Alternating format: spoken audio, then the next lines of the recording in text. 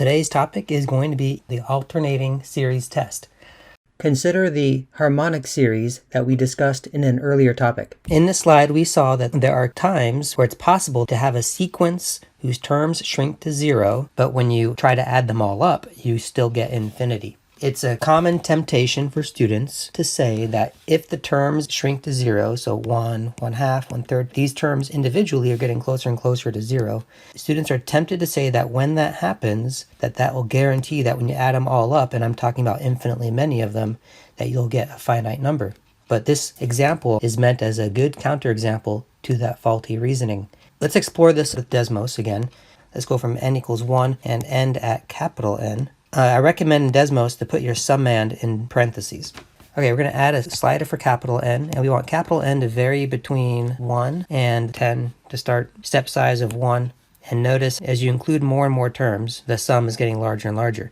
Now let's include lots and lots of terms. So I'm going to go up to here and just start adding zeros. So let's do the first 100 terms added together. And notice we get 5.18. The first 1,000 terms added together, 7.48. The first 10,000 terms added together, 9.78. 100,000 terms added together. So notice the sum keeps going up. Now it's not going up a lot, but it keeps going up and doesn't seem to stabilize. All right, let's go back to our notes. And I want to explore this little series you see right here. I'm going to put it n equals 1 as a starting value and go up to infinity. Plug in 1 for n first. Plug in n equals 2. Plug in n equals 3. So we just get negative 1/3. Plug in a 4, you're going to get positive 1/4. Notice we're just going to get alternating signs, and otherwise it looks like the harmonic series, but some of the terms are now negative. Let's explore this one in Desmos.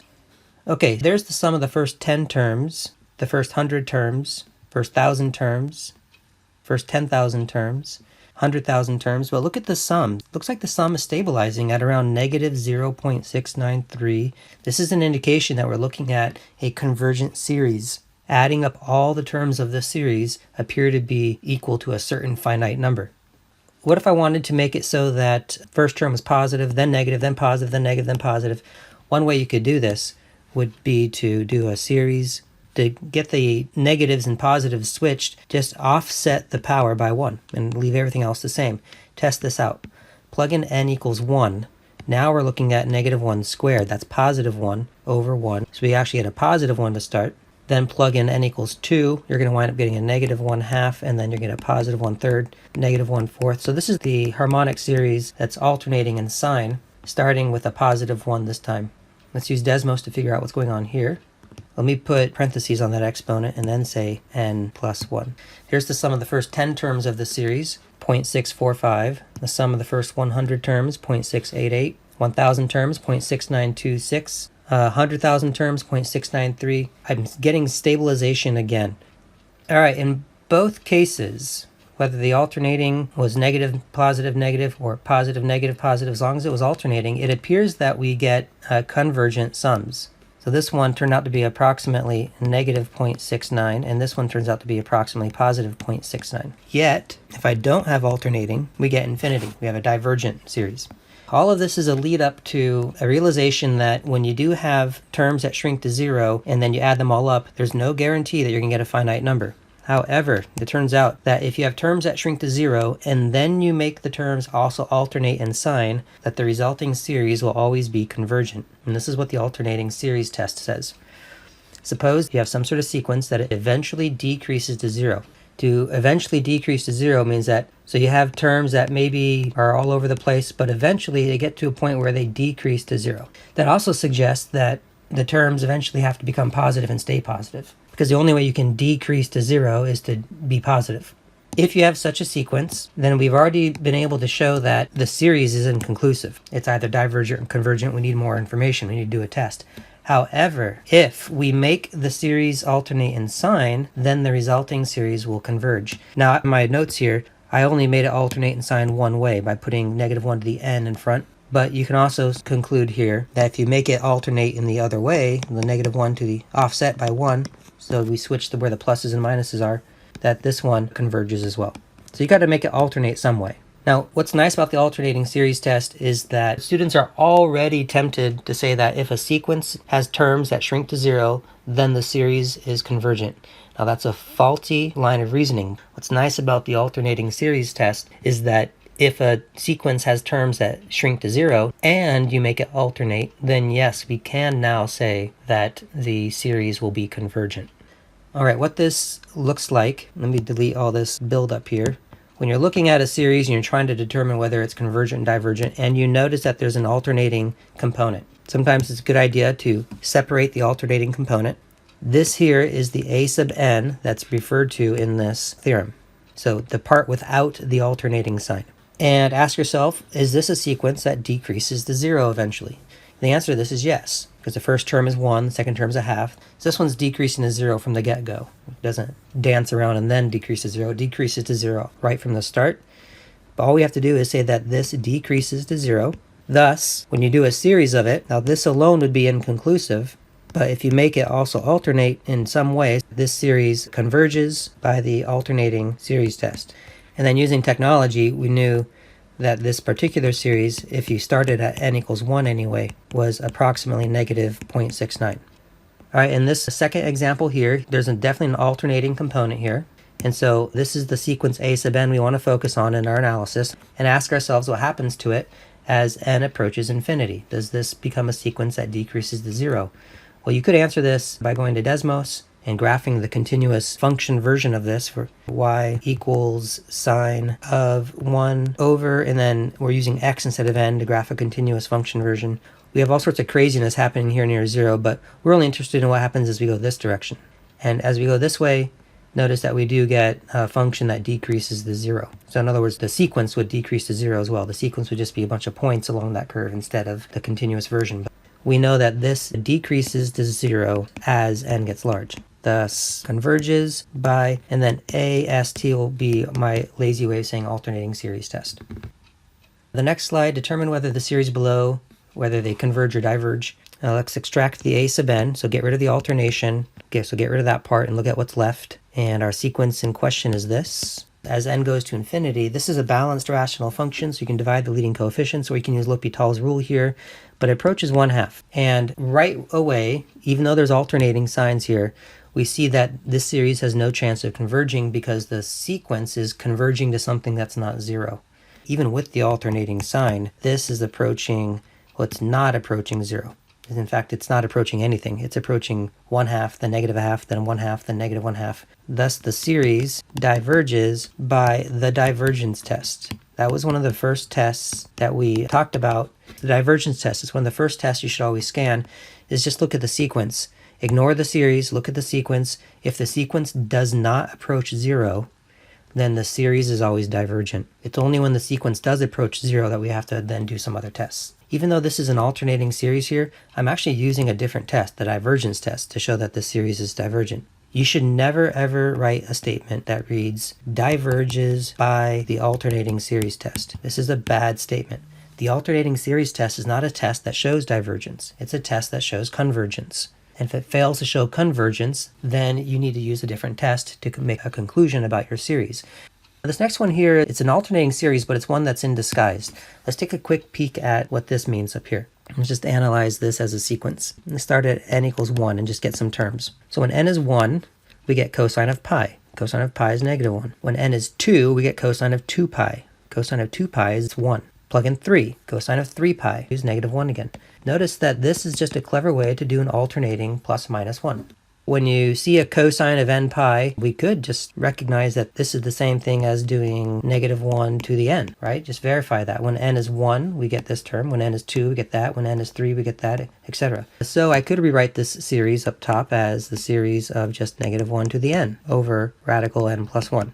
But grab now the part that doesn't involve the alternation. So our sequence that we're looking at is 1 over radical n plus 1. This does decrease to 0. That's all we need for convergence of the alternating series. I can use the alternating series test to conclude that this converges. Before we jump into what you're seeing here, let's just take a quick step back. The p-series test. If you look back at this slide here, there were 4 series that were given. They were all p-series. Only one of them, the power was large enough for the series to be convergent, right? And that was this one here. the power was 2. That's more than 1, so that series was convergent. The other 3 were divergent series because the value of p was too small.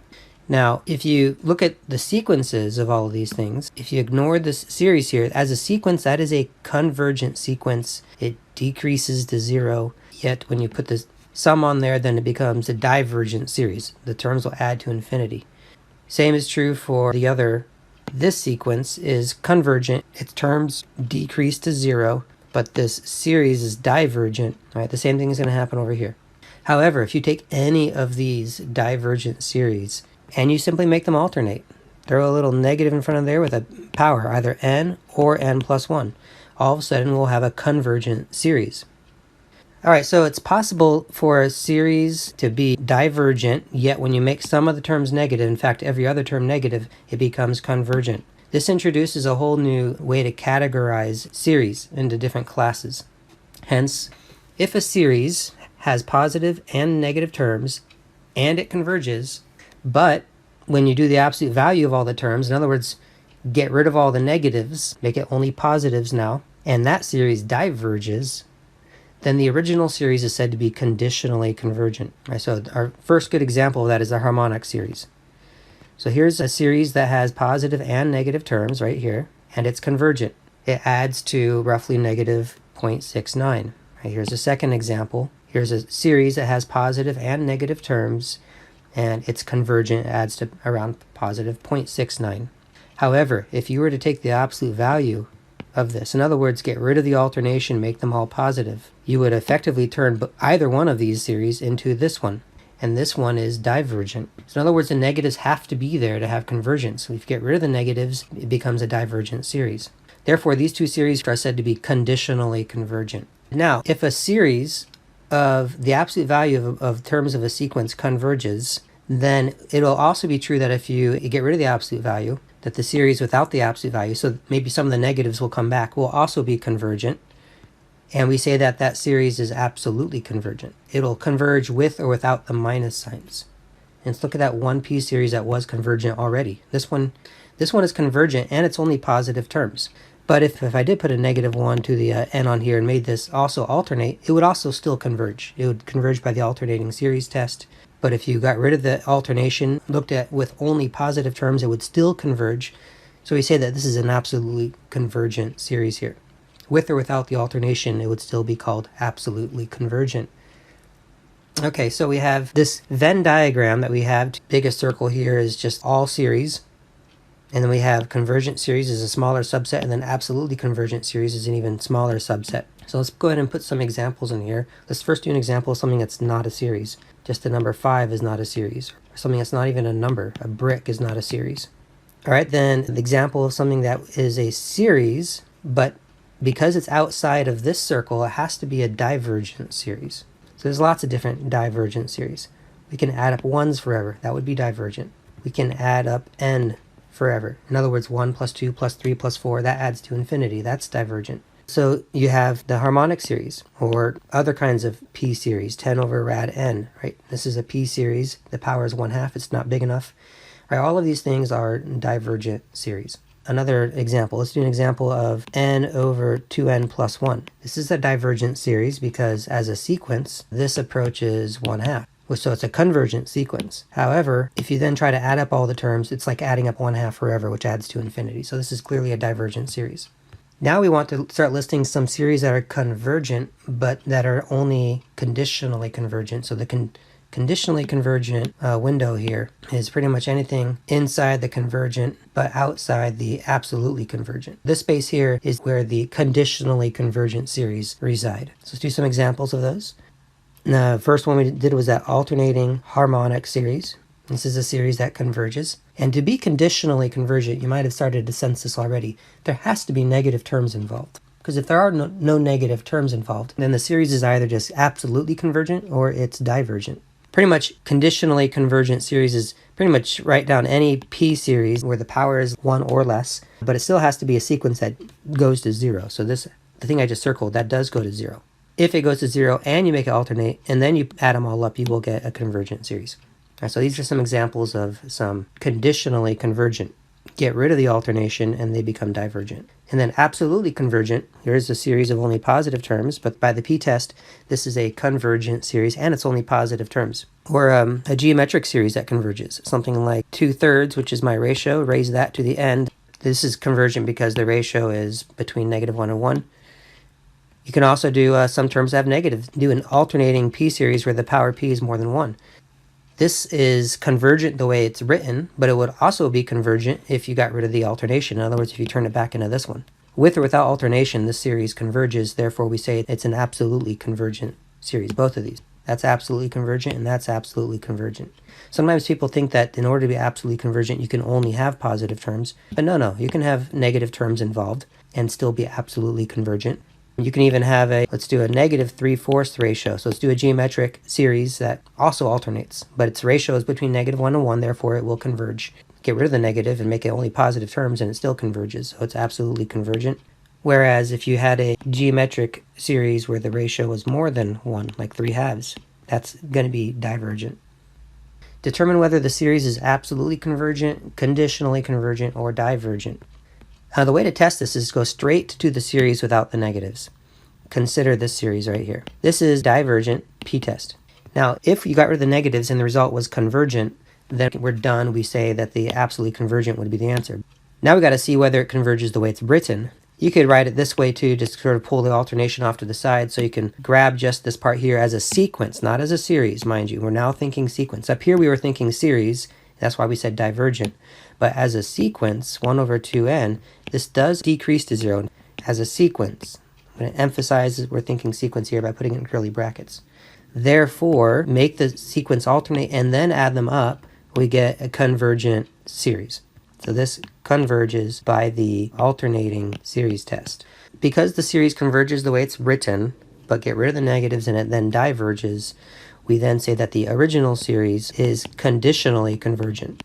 Okay, let's look at the next one. This is actually a geometric series. You could use a little bit of properties of exponents and write it this way. And this is a geometric series whose ratio is -1/3. For example, if we started at 1, the first term of this would be -1/3. The next one would be +1/9, then -1/27. Right, to go from term to term, we just multiply by -1/3. So it doesn't really matter where it starts, but if it did start, it's easier to see that this is just geometric. And because the ratio is between -1 and 1, this will converge the way it's written. Let me do the absolute value of all the terms. In other words, just get rid of the alternation and reconsider. This is a convergent geometric series, right? Because the ratio is 1/3. If you put the alternation back in, this is still a convergent geometric series. And remember, if the ratio is between -1 and 1, this is in the interval from -1 to 1. This is in the interval from -1 to 1. So in both cases, the series is convergent series. But really, I just had to do this first step. Once I got rid of the alternation and I saw that it still converged, right away I know that absolutely convergent is the correct answer. It won't be this and it won't be that. Which suggests that because it's absolutely convergent, that it converges the way it's written. With the negatives, it's still convergent. If it converges without the negatives, then it converges with the negatives. This first step alone was all I needed to know that the original series is absolutely convergent. Now here's an alternating series, so there's negatives again, so it's possible that's only conditionally convergent. Get rid of the alternation is the first step. This sequence here approaches 1/2. Well, 1/2 is not 0, right? In order for a series to be convergent, the sequence has to go to 0. And since this sequence is going to 1/2, so this diverges by the divergence test. When I put the alternation back in, it's just going to make a sequence that approaches 1/2, -1/2, 1/2, -1/2. So even with the negative in place, the series is still divergent. Determining if it's obviously divergent first maybe is the best thing to do. And if it's not obviously divergent, then you can see if it's absolutely convergent, etc. Anyway, put the negative back into play. But as a sequence, this does not even approach 1/2. It has no limit. It approaches 1/2, -1/2, 1/2, -1/2. But to have a limit for a sequence, you have to approach a single number. And this has no limit, therefore it's not approaching 0. Therefore the series diverges by the divergence test. Of these options, I would pick divergent. Up here, it was absolutely convergent, and here it was conditionally convergent. Determine whether the series is absolutely convergent, conditionally convergent, or divergent. As soon as you see a series that's only positive terms, you know right away that this is not an option. There's no way a series with positive terms can inhabit this middle ring right here. It's either going to be in here or in this outermost ring. So the question is, does this converge or does it diverge? If it converges, it's automatically this one. If it diverges, it's that one. And this one is a convergent p-series because the power of p here is 2, and that's more than 1. So automatically we know that it's going to be absolutely convergent because it has positive terms. If you do the absolute value of it, you don't change it. It's the same series, so absolutely convergent.